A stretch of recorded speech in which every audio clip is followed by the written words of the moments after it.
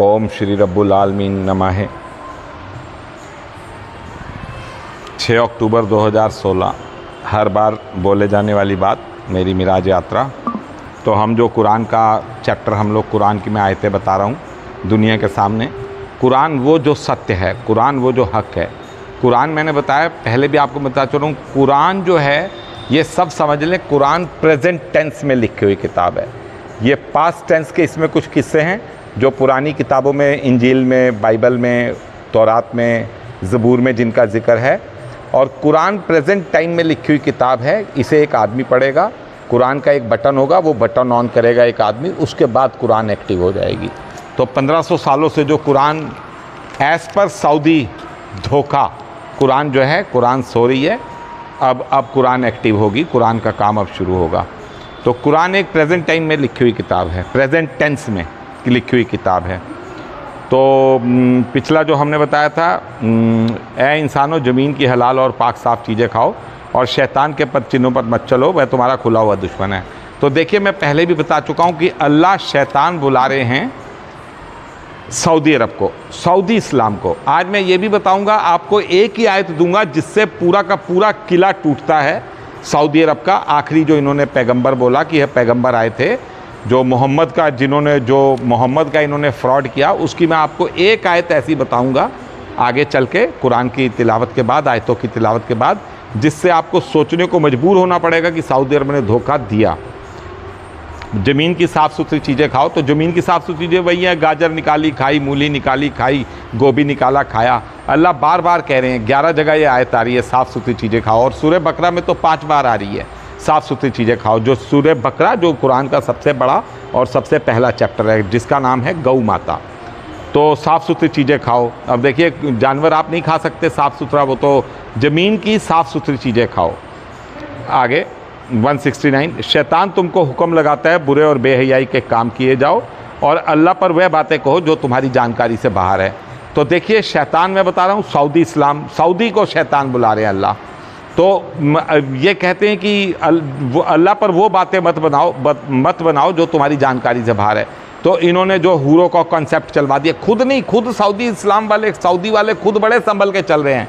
खुद उन्हें अल्लाह की हर बात का पता है। वो खुद अपनी किताब को ऐसे पहचानते हैं जैसे अपने बेटे को। उन्होंने पैसे दे देकर, पेट्रो डॉलर, मौलाना जाता है, शेख का हाथ चूमता है, शेख ले 2 करोड़, जा जक़ात, जा फंड चला, जा मदरसे चला, जा आतंक फैला, जा गले कटवा लोगों के। नहीं कर रहे। अब वो लोग इधर संभले हुए हैं, काबा सबके लिए, काबा से नॉन मुस्लिम के बोर्ड, ओनली मुस्लिम के बोर्ड हटा दिए, और जो जमातें रिजेक्ट कर दी, हदीसें रिजेक्ट कर दी। अब वो लोग लगे हुए हैं, उन्हें पता है।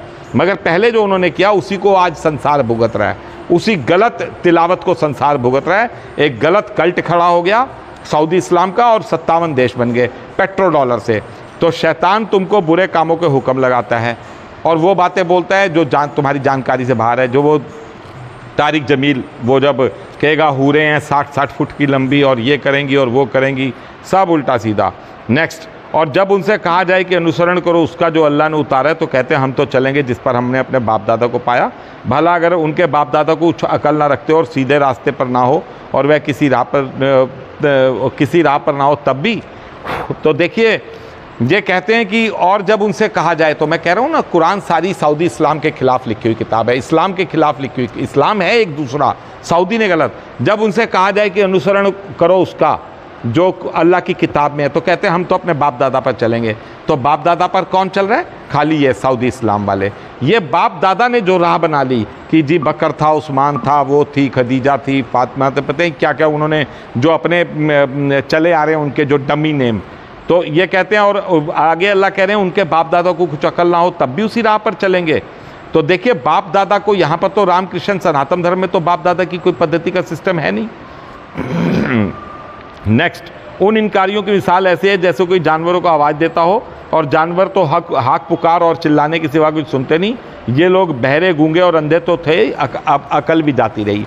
तो अल्लाह ये सऊदी इस्लाम को कह रहे हैं कि इनसे आप कितना चिल्ला लो, कितना कह लो, इन्होंने अपने दिलों पे गिलाफ चढ़ा रखा है। अपने जो कुरान में आयत भी आती है, ये मानने को तैयार ही नहीं कि नहीं जी मोहम्मद साहब आखिरी थे। मोहम्मद साहब का मैं बार बार कह रहा हूँ, वो धोखा ही था।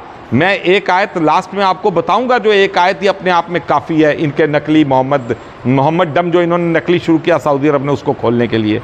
तो अल्लाह हर आयत में सबूत मिल रहा है, हर आयत में डिटेल में बताऊंगा आगे चल के। अभी तो एक वार्म अप सेशन दे रहा हूं कि सऊदी ने धोखा दिया, आप लोग अलर्ट हो जाओ, इस्लाम वाले सारे एकजुट हो जाएं, कोई फ़िरके विरके नहीं, जगह जगह अल्लाह फ़िरकों को डिस्कार्ड कर रहे हैं, सारे अल्लाह वाले एक ही अल्लाह वाले, एक अल्लाह के होंगे, गूंगे बहरे और अकल भी जाती रही। तो देखिए ये इस्लाम ही एक ऐसा केवल दीन है जिन्होंने कुरान रखी हुई है अपने घर में, और कुरान को सुनने को तैयार छोड़ो, पढ़ने को भी तैयार नहीं है।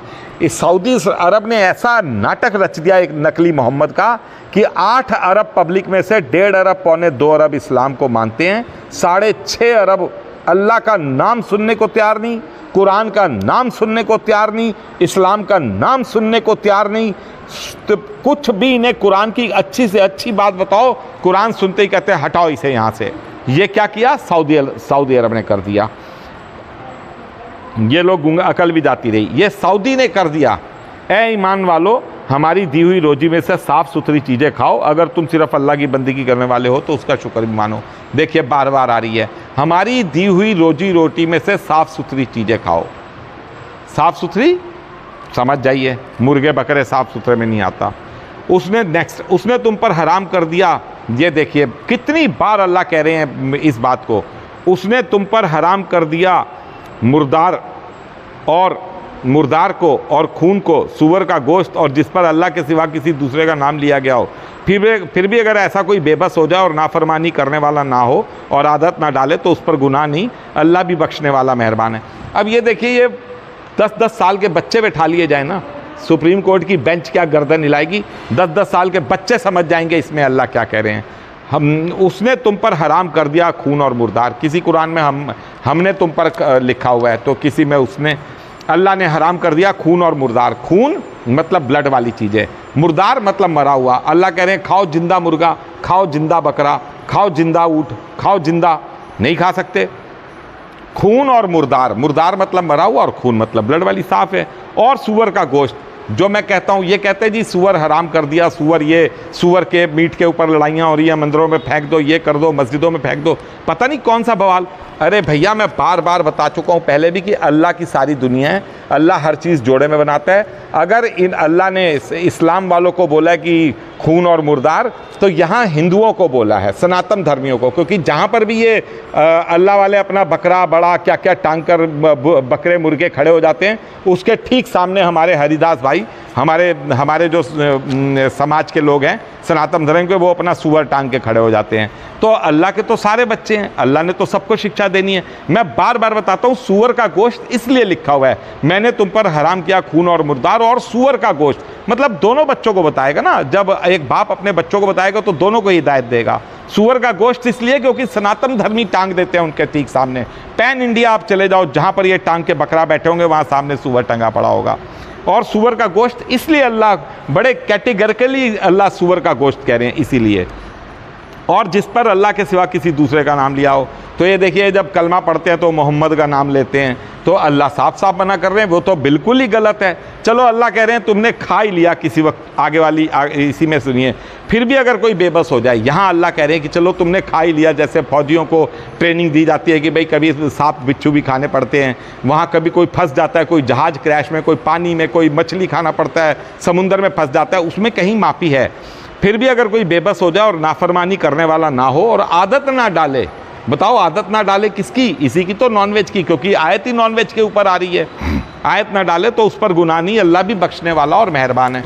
तो देखिए अल्लाह भी कह रहे हैं बख्शने वाला मेहरबान है। तो ये बार बार जो मैं कह रहा हूँ, नॉनवेज को अल्लाह डिस्कार्ड कर रहे हैं, नॉनवेज को अल्लाह मना कर रहे हैं, फिर भी अल्लाह कह रहे हैं कि कोई बेबस हो जाए तो उसके लिए आर्मी वाले हैं फंस गए यहाँ वहाँ, उसके लिए वो अलाउ है।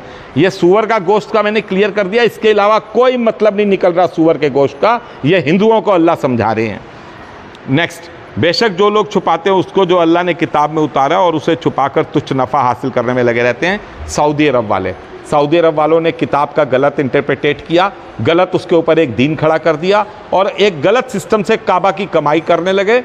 और काबा की कमाई से 12-14 अरब डॉलर की शुरू में इनको कमाई होती रही। चलो अब तो पेट्रो डॉलर से 200-250 अरब डॉलर कमा रहे हैं। आगे इनका जो टूरिज्म का प्लान चल रहा है, 2-2.5 हज़ार अरब डॉलर की इनकी अपनी तैयारियां चल रही हैं। ईमानदारी से काम कर रहे हैं। हमारे भारत पाकिस्तान की तरह करप्ट गवर्नमेंट तो है नहीं कि खा के लूट के देश को ख़त्म कर दें।